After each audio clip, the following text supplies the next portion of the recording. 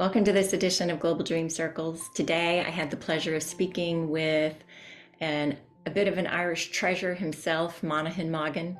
He has a voluminous body of work from books that he's written to TV shows that he's produced with a big focus in the Irish language, particularly the Old Irish language, and what stories and myths that the language itself has to share with us about an ancient past, about perhaps even a present and possibly even a future.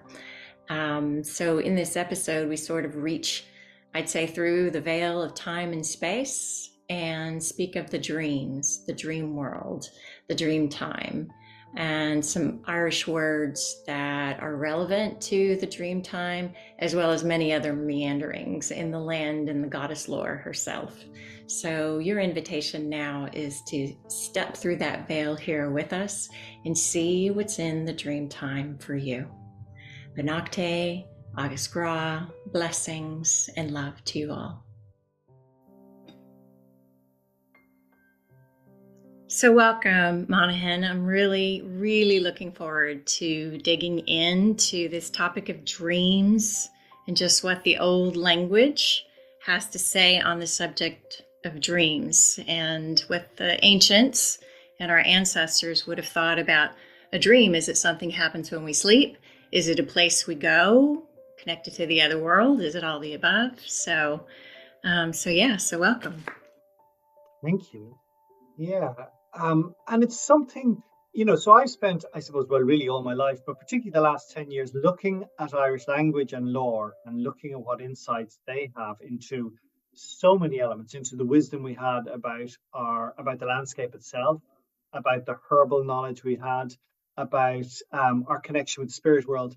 But I haven't looked at dreams because, dreams, when they were talked about in terms of, so, I spent a lot of my time living in Dublin, in the heart of the city in Dublin when I was growing up.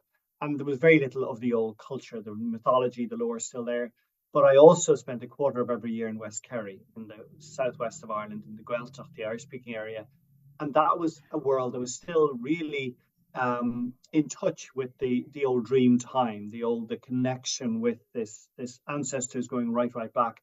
And for them, dreams would have been almost, it's like, an element of prophecy, an element of looking at the tea leaves.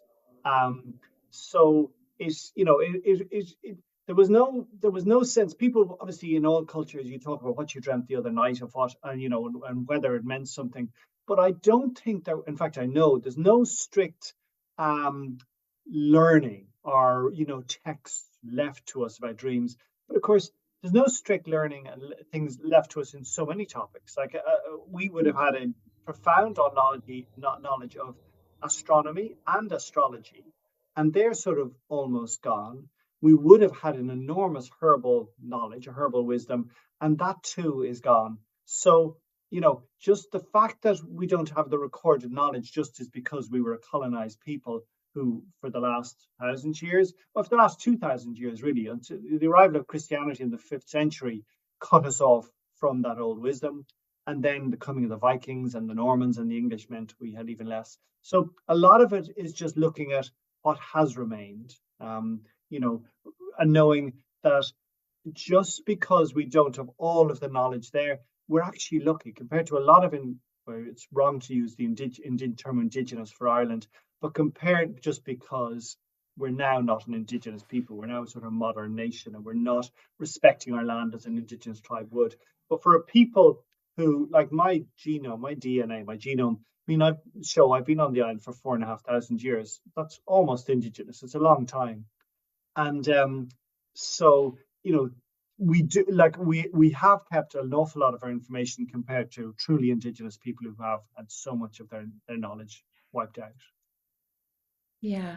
Wow. Well, so that's really interesting because, when I think about one of the books pieces that you've written, 32 words for field, 32 words for field, yet almost nothing there about something we call a dream. Yeah, like I was really proud of my book, 32 Words for Field. It came out during COVID. And then I'd have these talks with Indigenous people in Canada and the US on Zoom. And this is in autumn 2020 and early 2021. And I would line up some really beautiful words and concepts that were in the Irish language. And then the First Nations people would come back with theirs. And theirs were so much broader, so much wider. Everything about Ireland is really contained within that title, 32 words for field. It's a potently agricultural culture. So it was all about how to exploit the land, how to use the land to produce food and to produce more food. So although there was a strong spirit world, we were farmers and we were, obsessed with cattle and rearing cattle, but we also believed in the spirit world. So, you know, dreaming isn't going to come. I mean, how can I say that when even one of the main myths is the dream of Aengus? So there was an idea in our mythology that people were always melding and blending into other cultures. Maybe a good place to start is just what words have survived within the Irish language to do with dreams, because that's solid and it is almost quantifiable. Because we do, the first language I spoke, Bíonn Gaeilge an Chéad Teanga go leabhar me. So the first language I spoke was the Irish language. I had that and I learned English when I was probably 4 or 5.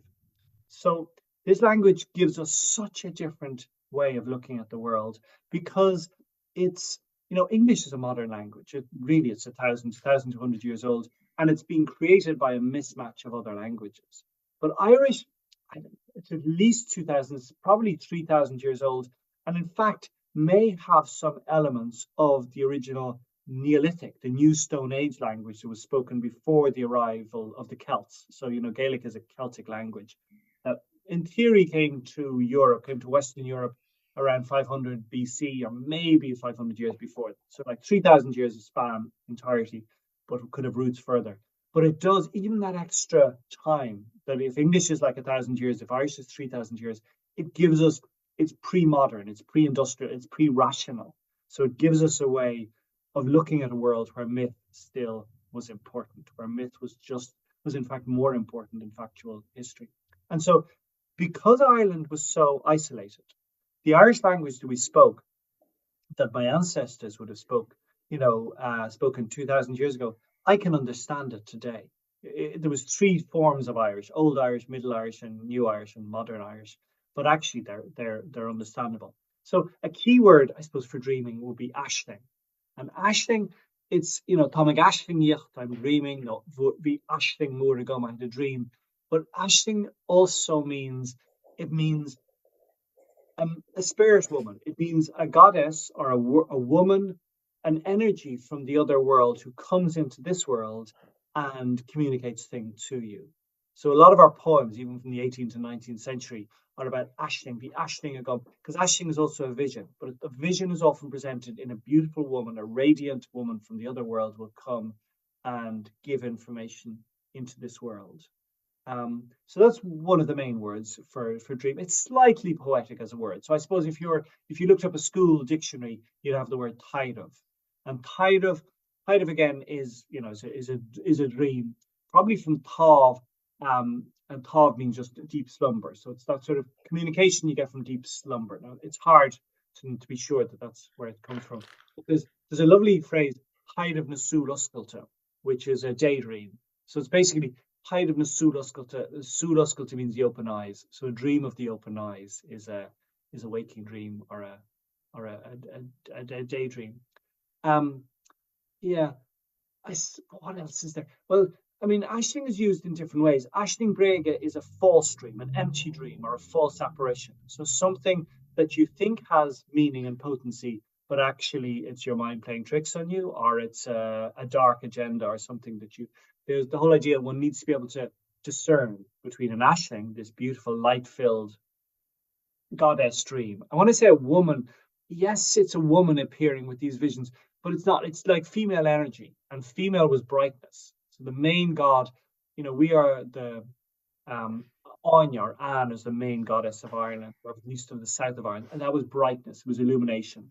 So when we talk about goddess, we are woman. We're actually talking about just light, potency. Yeah, there was a whole tradition as well. In fact, the reason I'm studying all of this is because my great granduncle, 4 generations back, Aegon O'Reilly, was the last poet of the old Bardic school. So the last poet who's connected to that direct Druidic lineage.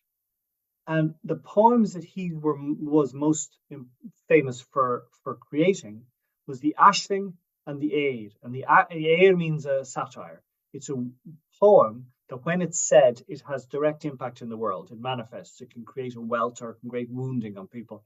And the Aisling is it's a poem of prophecy. It's a poem of always positive prophecy. So it's going into the other realm, seeing a vision, and communicating that vision. So that's why that word Aisling can also be a visionary, or it's as much dreaming as visionary. They're really powerful words, positive words. Other words be Ashnail.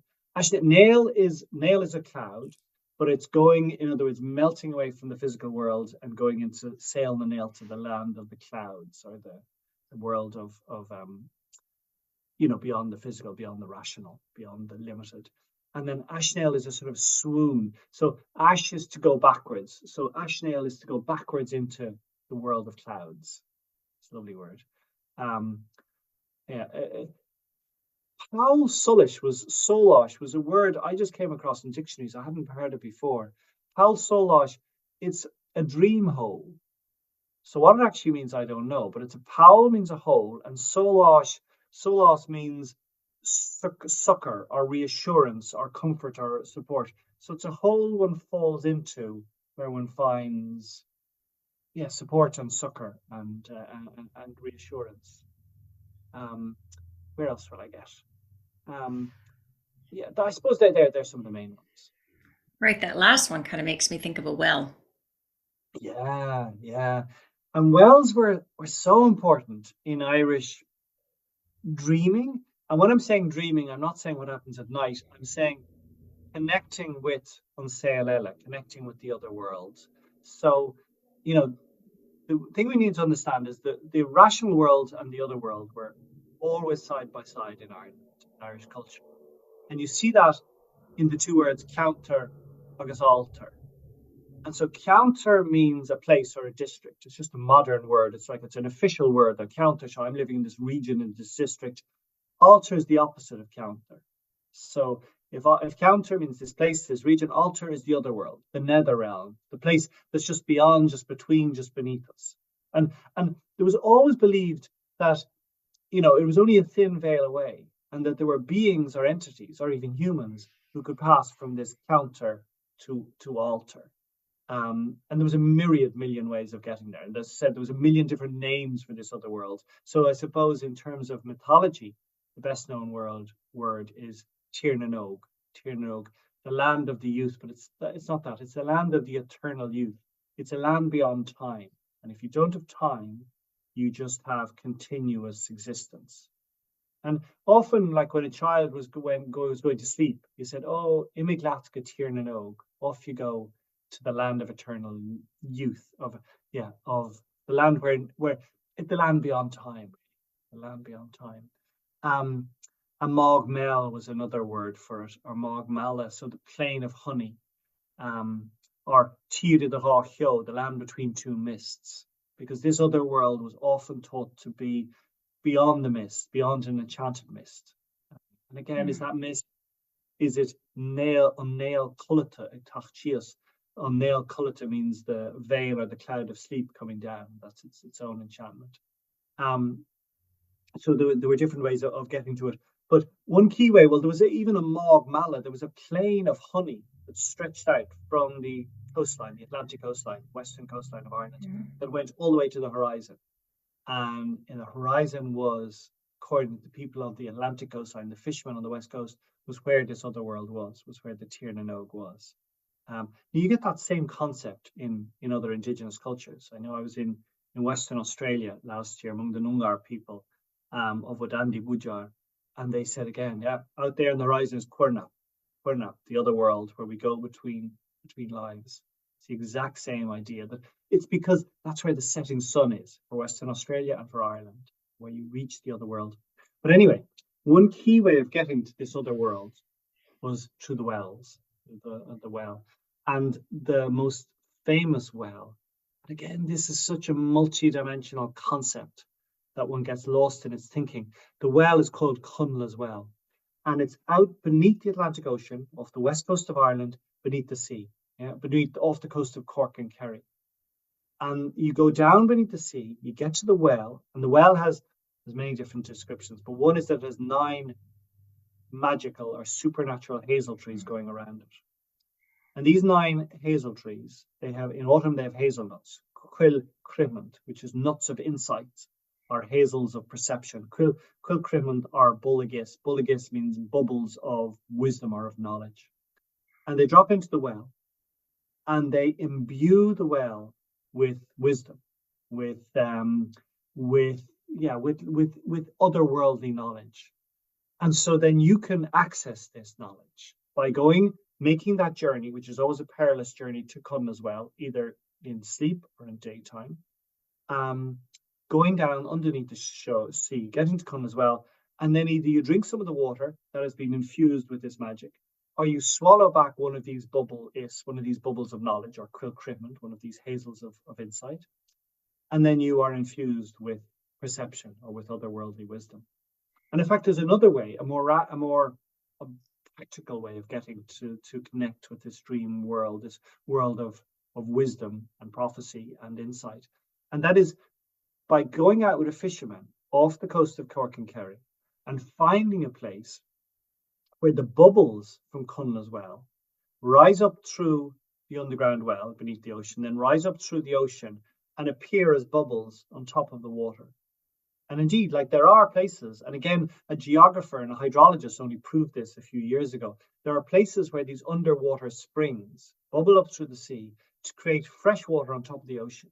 And if you're a fisherman and you know where these are, you can put a cup into the water and you drink the water, and you are given the life-giving potency and life-saving nourishment of the water. So there's 2 things. It's for a fisherman how they can save their lives when they know where these wells are, but also there is sanctity. You're entering into unsail ella, into sail na bringloide. You're entering into unsail ella, into the other world, or sail na bringloide. Bringloide is another word for dreams. Sail na bringloide, the life of dreams. And again, that same concept is to be found among the Noongar people of Adandi Bujar in the west coast of Australia, among the Aboriginal people. These are universal ideas that beyond the ocean is the wisdom, and we can come to it at night through our dreams or by making often dangerous journeys to access it. Well, that was a lot. Okay. Wow. I've a lot going on. So much of what you shared there. Well, let me try to land here. When I was over there, I lived there for about 4 or 5 years, and all I wanted to do was walk the land. I knew nothing of the history. I knew nothing of Gaelic, or really even why I'd come to be there, other than all I wanted to do was walk. And so much of what you're talking about would have been experiences that I would have had on the land. And I would have said that the land healed me.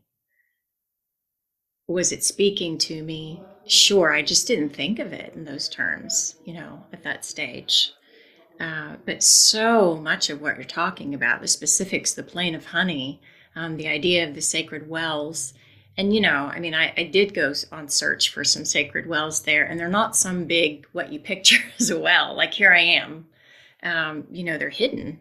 They're hidden sometimes, hidden almost like at the entry of the other world. And you have to sort of make this intention to find them, that you're going to cross through the veil to even see them before,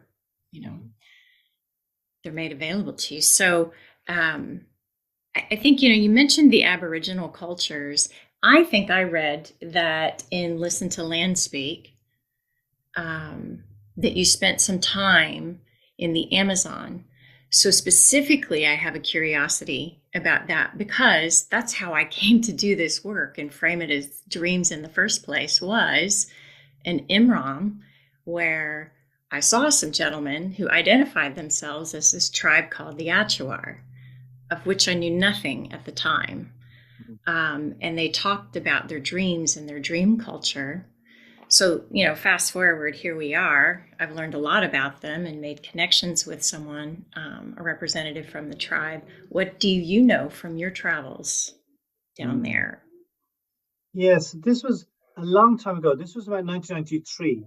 I spent a fair amount of time up on the cloud forest in the Andes where Ecuador and Peru meet. I was running a hostel there, and it was a place where the San Pedro cactus, this hallucinogenic cactus, was there. So there were a lot of old shamans, and I did ritual with them, but I was too ignorant. I was 23 at the time. I wasn't asking the right questions.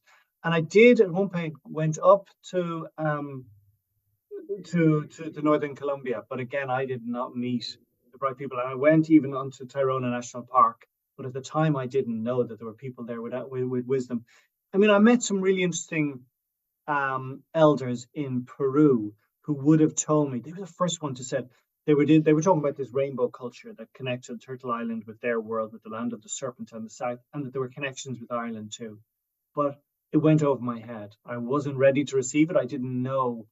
Like I spent a lot of years then traveling in China, in Africa, in India, and South America said, but it was only actually when I went and met an elder in a Polynesian elder, a Lanyu Island in Taiwan, that I realized, wait there, there's a lot of wisdom back in Ireland. I need to go back and um, and find out. And again, as you said, I brought those books out, these Listen to Land Speak and 32 Words for Fields.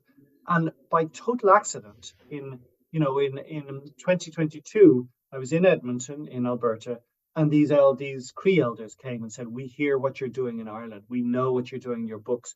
There's connection between us and you." And I just felt so unworthy and so unready. I said, no, we are exploiting and exploding our land at the moment. We're polluting all our rivers with our agricultural policies.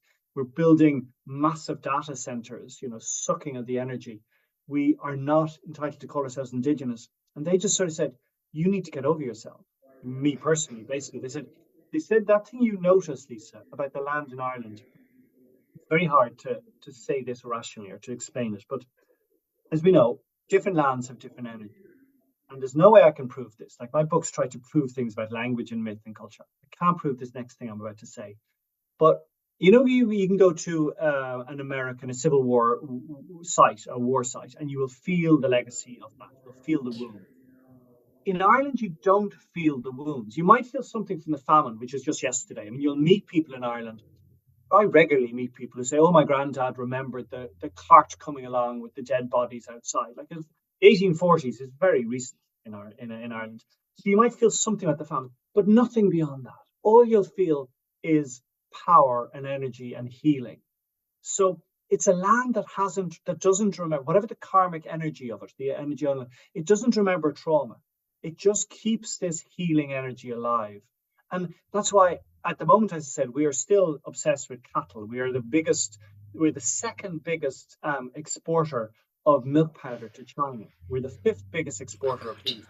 So we're doing so all our life, at least since Bronze Age, for 4,500 years, and actually before that, the Neolithic Age, our culture has always been about farming, particularly cattle.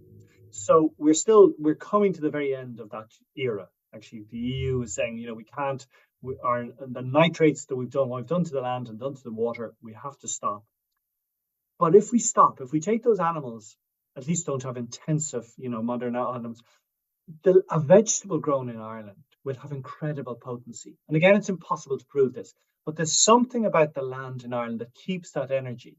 And I presume you could say it goes into the grass and goes into the cattle. But a key way of looking at it is Ireland is definitely a modern world. There's the center of the headquarters of Intel, of Facebook, of Amazon, of PayPal. They're all in Dublin. And yet, as you would have come across, the Faeries are still a strong element. Animism, the belief that certain hawthorn trees, that the fairy rings, that certain geological and structural forms in the landscape have their own spiritual power, is absolutely a fact.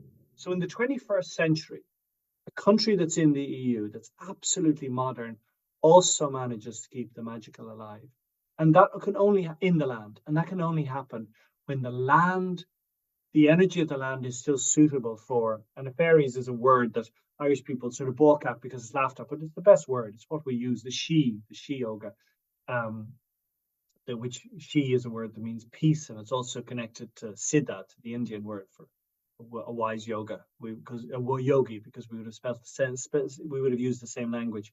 But it's, and again, that sounds far fetched, but you ask any tourist from Germany, from England, from America who comes to Ireland, and they'll say they feel something in the land. Maybe it's only a surprise to Irish people because we've got blasé, we've got, yeah, used to it. But there's definitely something potent within the land of Ireland. Yeah, yeah. I mean, I thought when I was there, and all respect, to the Irish people, because I have many friends there, that there was a sense of forgetfulness or sleepiness about the truth of who they were as a people.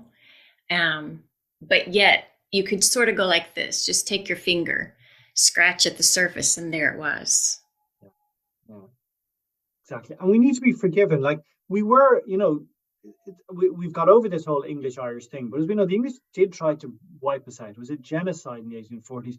The reason that there's so many millions, that there's 40 million Irish people in America, is because we couldn't survive in our country. We had loads of babies first, and we had to close ourselves off from both the spirituality of the land and our connection to nature. So the reason, like all of our lore and legends, it's about living sustainably with nature. Yes, it's a focus obsessed with farming, but doing it so in a sustainable way. Like there's nothing wrong with farming when done in a sustainable way.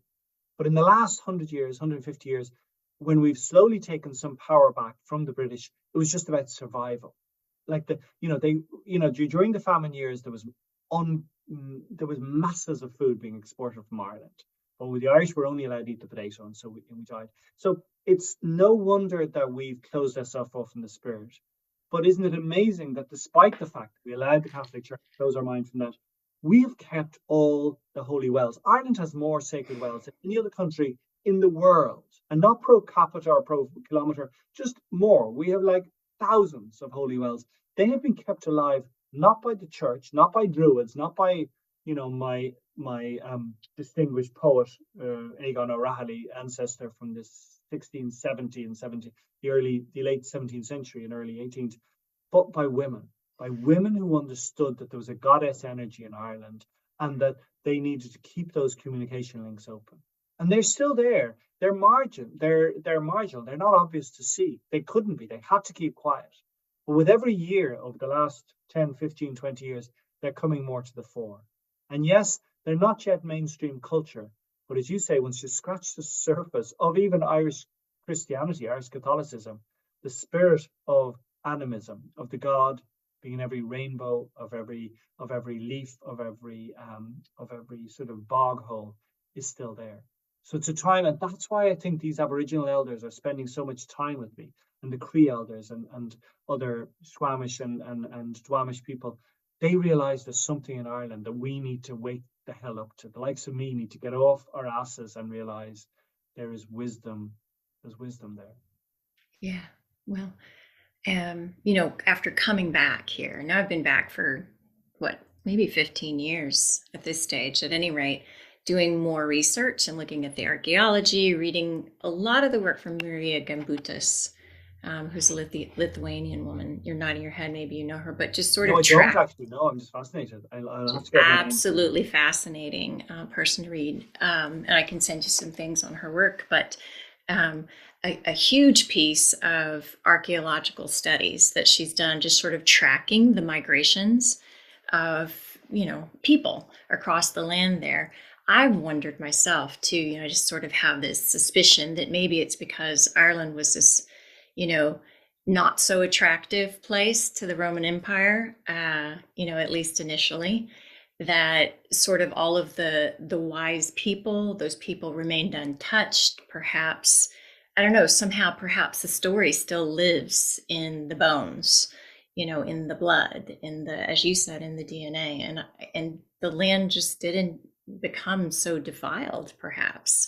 I don't know why. This is just my left brain trying to understand it all.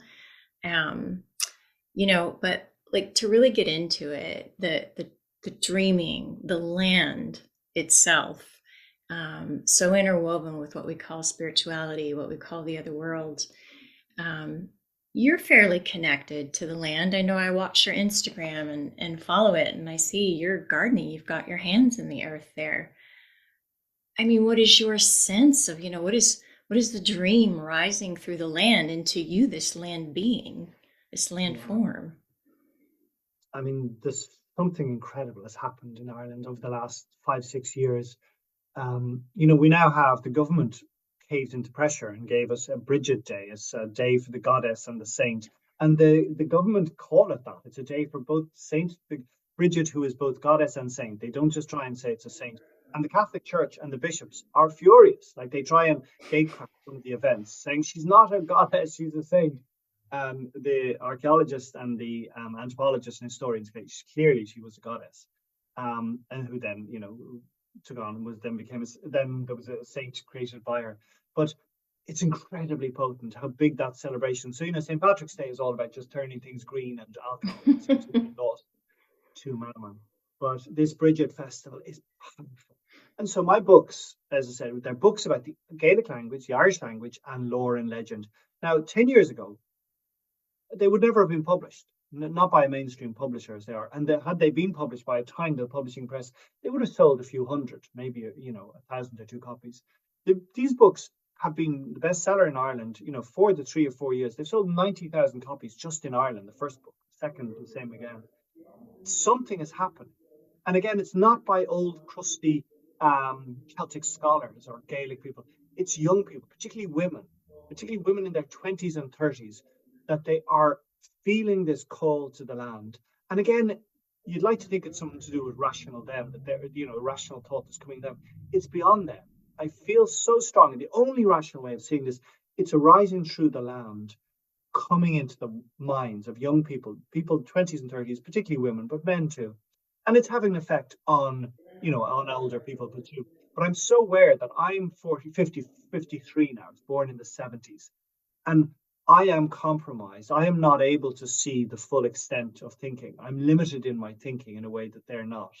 But again, these women, the women in their 50s and 60s and 70s, the lore keepers who've kept the knowledge of the old places alive, they too realize that they've done an incredible thing. But again, they were limited. They were coming from a position, just as I am, of lack, of want, of need, of thinking we need to do something rather than we don't. The land, the energy of the land has always, it's like, as I said, the key thing you only need to understand about Irish society now and Irish society in the past was the other world was just as important as this world. So when you have that, then other world manifest things is often the reason for rational things happening in the world. Whereas now, since the Renaissance, since the year of Enlightenment, we can only look at the objective physical things that happen. So when you look at a river suddenly rising up and flooding, or a cancer appearing in someone, you now look for the logical thing. But our ancestors never did that. You know what I mean? Ancestors, even my granny's people, never did that. It was the people from the other world who were actually manifestations of the land communicating with us. And like you see that so rationally in a place like, I think I write about it. I do in Listen to Land Speak. In Limerick, the whole area around Loch Gore. And Gur means incubation in Irish. So Carcar Gur means a hen sitting on her eggs. So you have this lake of incubation, which immediately tells you this was a potent place. And Lochgar, and it's all to do. You ask any person there, a school child to an older person, they'll tell you stories of the goddess Anya. This is the center point for Anya. So this lake is with a hill a rounded hill that looks just like her womb at the center, is the place where she gives birth. It's basically the womb of Anya. Her breasts are somewhere else. They're on the Cork Kerry border, and these the landscape, the hills are called the Paps of Danu, which is the Paps is an Irish word for breasts, or an Old English word. So in Irish it's Ráchiach Dáinu. So her breasts are there, and her breasts are the place of absolute nourishment and creativity. So the finest music and dance and poetry is composed there underneath her breasts within the landscape. Then her belly, her pregnant belly is just down the road in Limerick, and then her head is at Knockanya. Like when I was in South America, I remember when I was seeing things like the Nazca lines, or seeing native people bringing me out and showing me the gods. The same happened in Africa, the gods and goddesses in the landscape. I never thought that you'd have a modern country, a Western European country, that still had all of its locations for its goddess encoded in the land, in the place names and the stories that connected to them. And as I said, this is not something that we need to go back in archaeology or anthropology to find. You ask the local people in the area around Limerick, around Lochar, they'll tell you those stories. And again, in the Cork-Kerry border, they'll tell you where the breasts of Anya, they'll tell you about the creativity that she gives to them, and they'll tell you that down the road is Más Rower Anya, which is the fat buttocks or thighs of Anya. She's embodied the goddess, and again, Anya, or Anya, it means brightness, it means warmth, it means the illumination that comes from beyond. Wow, yeah, that's, I don't know, that may be fairly unique to Ireland. Like here, on Turtle Island, here are we, not a people of the land, with this skin color, but yet a people of the land. I mean, for sure, the stuff of this physical body is made of the stuff of this land, and has been for the last generation and a half, at least for my own people, right? So here we are reconciling this sense of disconnection from the land that we find ourselves on here, which is no less speaking to us, right, than any other land. So what I'm wondering is to give people just a bit of hope about connecting to the land that's right underneath their own 2 feet. I remember reading, there's this old Juridic idea about, maybe like a square foot of ground. And I couldn't remember the exact story. Perhaps you could tell it far better. But I set this intention to connect with it for a year and a day. This little piece of land right here that I want to befriend it. How do I befriend this little patch of land? And this land was a horse farm in recent history that we're on. And this horse story starts coming through, this myth, and that's really my story. It's my own journey of healing. And so for a year and a day, it's gone longer than that now because the story yet unfolds. And where the story comes from, I don't know. But my intention is to connect with this land. That's just one way. I just wonder what thoughts you might have about that as you've sort of toiled and dug into the land under your own feet there. Yeah. That I was saying that I have a conflicted relationship with the word indigenous, just because I mean, in Ireland, I think, because we were exploiters of the land, but I do realize what the elders are telling me. I need to get over that and realize, yes, we have been rooted to the land for thousands of years. We've been the custodians of the land. We have lived, we have worked it and survived in this rocky Atlantic wind-blown place for millennia by doing so in a sustainable way. So we need to take over that. We need to take back that word indigenous. But really, what I'm so comfortable with in that term indigenous is we all need to become indigenous to the planet in a way that we are all of this planet and we are working to live in a sustainable way, and we're honoring every single pine needle and every pebble of the world. So we are indigenous looking towards the future rather than, because if we look towards the past, if you meet an elder in Colombia, in the States, in Canada, in Australia, in Ireland, they have so much trauma. The trauma, again, as you referred to, is so powerful. So somehow our role is, and again, as white settlers, we all had a role. Like the Irish people wiped out the indigenous people of Argentina. We weren't great in Australia, elsewhere. So we, as white people, we were creators of that trauma. But we also remember that before that, we were connected to an indigenous culture. Because when you were saying that Ireland is unique, it's unique because it was forgotten, because it was on the very periphery of Europe. But every single piece of wisdom that's in Ireland was everywhere else as well. The only thing unique about Ireland was it was on a margin and it was ignored. It was so poor and rocky and windswept that nobody cared about it. And that's why, so much of the same Indo-European culture that is to be found still in India, in Vedic texts and in modern day Hindu culture, and in Ireland still are to be found. And the most amazing thing of all is the latest DNA analysis is saying that, again, this is, I shouldn't really say it because it's actually up to, let's say DNA, it's logical, it's scientific, but the DNA analysis is saying that First Nations people in the States and Canada, Indigenous people, they have DNA connections with the clearest DNA connections now, only in the last 5 years, it seems, 10, are with the Indo-European people. We all were the same people. Now, it's arrogant of a white scientist to say that because it's actually up to the First Nations people. They get to communicate what their history was. So there's two conversations need to be going on: the rational, scientific one, and also listening to a true elder, and they let them tell you what their past was. Because as we know, the 60s, 70s, 80s, it has just been archaeologists and anthropologists telling Indigenous people they're wrong and this is the truth. And all of those theories, those archaeological and historical theories, have all been thrown out the window. Most of them have. And actually, the truth that the elders were saying is true. So I think if we accept the idea that the land does want to recommunicate with us, and I can show you myriad examples of that, not only in Ireland, but these awakenings that are happening, and the fact that all of us have that connection with our ancestors. It just goes, it's a little more apparent in some places, like in terms of Europe, Ireland, but otherwise in Africa or India and South America, but it's still there. And it's not that we need to go on this massive vision quest. It's there for us. It's kind of easier than we think if we just get out of our own way. And there are both the land and nature wants to guide us, but there are elders too who want to. And as you say, the dreaming world. Like I'm frightened of so many things. I'm frightened of the dreaming world, and I'm frightened of my own intuition because I think I will be led astray. I know that my brain is a product of the 1970s. It's polluted, it's limited, it's full of compromises and agendas.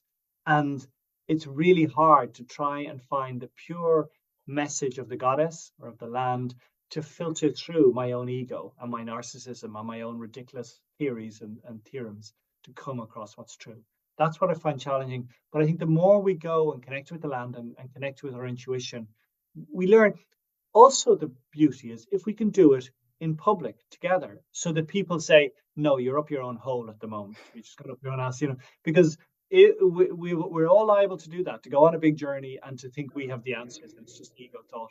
So the more, like any strong society, strong culture, whether it's Aboriginal or Indigenous or Native, there's elders who are keeping the knowledge and who are holding the energy and realizing that it doesn't get lost. That's the big weakness in Ireland, in the world, in Western Europe now, since the dawn of the New Age, particularly in the 1970s and 80s, that we just get lost in our own little circle rather than sharing these and letting them find the strength of the marketplace. And if some of them are ridiculous, let that be proved. I've such strong confidence that only the wise insights are going to survive a few generations anyway.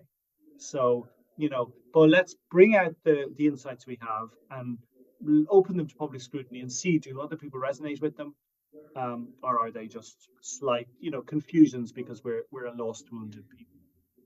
Yeah, I like that. Well, when you get into circles with folks and you start sharing these things, you hear, like you're talking about, some of the old language and the plains of honey, and then that resonates with some experiences, is all I can say. You go into these, whatever you want to call it, an imram, a journey, a meditation, a sleep dream, whatever the case may be. This information flows forth.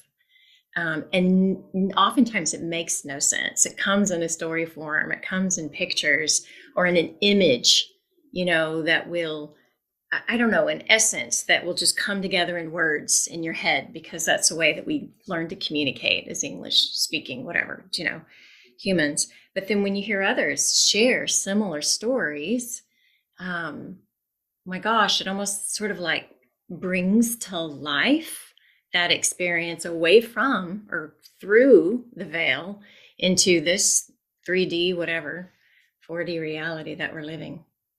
Yeah, no, I feel so strongly. I probably, might have told you in a previous email that sometimes I'm not a great dreamer. And yet about a week ago, I had a dream of, so right outside my door here is a stream. And it's a stream that goes from Loch Lane, which is a lake 2 fields away from me. And it's the first bit of the Boyne River. It first becomes the Deal River and then the Boyne. And the Boyne is Ireland's sacred river. Well, there's the two, the Shannon and the Boyne. Both are created out of goddesses. Goddesses laid down, found wisdom, and then their bodies became the flowing water. And so, Boyne or Boyne is the goddess of eternal wisdom and milk and knowledge. And anyway, and she starts off as a tiny stream there from Loch Lane. But Loch Lane, I live in the Midlands of Ireland. So Loch Lane is a unique lake because it's the only lake in Ireland that feeds into the Boyne, the sacred river of the east coast of Ireland, and into the Shannon, the sacred river of the west coast of Ireland. So she is the Loch Lane. It's a small enough lake, but as I said, because it's 2 fields away, I swim in it every day. Although this winter I haven't been swimming much.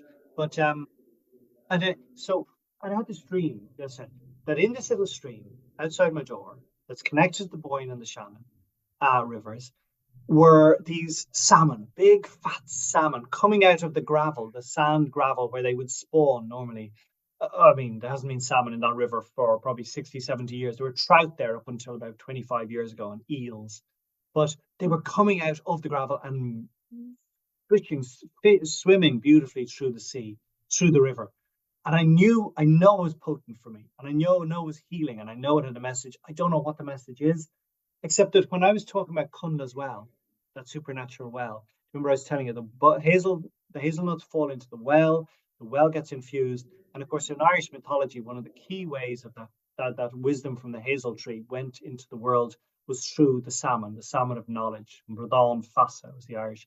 And the Bradán Fassa went out underneath the Atlantic Ocean, went into the Atlantic Ocean, down to Cunna's well, swallowed one of the hazels, or drank the water, and then returned through the Atlantic Ocean into the Shannon River, or also said into the Boyne River, and brought its wisdom to the land and to humanity and to people. And so there was some connection between that too, the Bradán Fassa, the salmon of knowledge, with these 5 or 6 or 7 healthy salmon that were coming out of the gravel of the river. And of course, just another thing, I need to shut up, but there's a great phrase in Irish, sláinte an Bradán cuit, the health of the salmon to you. And I'm having a few health issues at the moment. So that's what the salmon is. That's beautiful. Thank you for the therapy session. I didn't know I was going to get that, Lisa. Wow. Yeah. Oh, God. Of all the things that dreams can be, they're healing. Well, that's the story I tell myself anyways. Yeah. Wow, that was gorgeous. Well, you must have been reading my mind because I was hoping I could get a dream story from you. Before we go, wow, how beautiful. I know, I'm a bit excited. I did not know that thought was going to come to me, or that realization. Perhaps you can sleep on it further. Yeah. That is one of my favorite dream practices, is just to I've gone beyond trying to analyze my dreams anymore. It's just not that interesting, but just to have the experience of it and savor it, just savor that, take it back into the sleep with me, or even into a meditation. If I'm looking for, perhaps, is there a message? Is there more to see? Is there more to know? What is it? What is the salmon sharing with me? What is the land saying to me? And just kind of see what comes forth without any pressure that anything really needs to happen. Yeah. We feel so much pressure, though, when we ask a question. I need to get the answer. I need to get the right answer. It's just our whole education system puts that emphasis. Yeah, which brings it right home for me. I'm, working on that. I work in the field of education as well. And so, and with that, there's a dream. Oh, God. There's a dream that John Moriarty had before he passed, of the hedgerow schools. And I don't even know really what he meant about that. I haven't been able to put my hands on much where he wrote about it. If you know of anything, please share it. But that has come to mind for me here of late. What did he mean by that? What was that vision that was moving forth through him? Was it just like something like a nature school? Or, I remember him showing these sort of, not blueprints, but sketches of what his ideas were, and just kind of wondered, is it time? Is it time for that? The Achuar people, they have a dream culture where every morning they gather as a family and they would share their dreams with each other. And because this is a cultural practice, they dream for each other. They don't just dream for themselves. It's for each other, for the community, wouldn't it be wonderful if we could come to that kind of place where we truly dream for one another, truly dream for community, for the world. And we don't need everybody to do that. We just need those who want and who are ready for it. And wouldn't it be wonderful for kids to have a place, for families to have a place where that became a staple of the culture? We gather regularly. We share our dreams with one another. We learn from the land itself. We learn from the land beings, be they animals, birds, fishes, or humans, but that we could be, as you said, so indigenous. Could we become that again? We're so deeply rooted. Yeah, yeah. And I see one step towards that is bringing back our myth again. Our myths, like the wonderful gift that the monks gave, Christianity gave to Ireland, was that they wrote down our ancient myths. And they did it from the 7th century up until the 12th century. They wrote them all down in manuscripts. And the myths were all pagan. They were all absolutely anti Jesus Christ and anti the message. But for some reason, those monks decided to write them all down. Now, we don't know, did they compromise them? In fact, we know they did a bit, probably added a bit of references to the Virgin Mary or Jesus. But we can still see the ancient pagan myths within them. And they've only been used in Ireland. They were used 100 years ago when we fought for our independence as catalysts to get us out to fight Britain. And you could either say that was a good or a bad thing, but with you can put a slant on a myth. Every generation reinterprets their own myths. And so we did this 100 years ago, and we just focused on the myths that were going to send the young men out to fight. So the myths of Finn McCool and Cuchulainn, these great warriors. And they served a purpose at the time. But there's realms of myths that are about goddess, that are about powerful women, that are about the earth. And they need to be revived, rejuvenated, and reinterpreted. And I believe so strongly that this new generation of women in their 30s are going to do this. And I think maybe that's a more tangible way than so many of us are intimidated by dreams, or we think that dreams is caught up with Nietzsche, with Freud and Jung. But myths and dreams, as we know, are very similar, and they, like we in Ireland and probably around the world, we teach our school kids dreams, and we teach when tourists come on the tour guide tells you the local myth, but we haven't treated them seriously. Yeah, in Ireland, we're only beginning to realize there's more than just needs to be given as tourist fodder or for kids. These are profound, and they do exactly what you say. They relate to the land, to the nature, to wild animals, to the dreamings of the people, and to energy. So there's so much to be done. And we don't need to, it is being done. It's happening. It's happening. It's really beautiful. Yeah. Whoa, this was really rich. Yeah, thank you. Yeah, Thank you. yeah, gosh, thank you so much. This is wonderful. I'm sure we'll listen to the replay and more will come forth. Brilliant. Yeah, thank you, Lisa. Thanks so much. Yeah, thank you so much.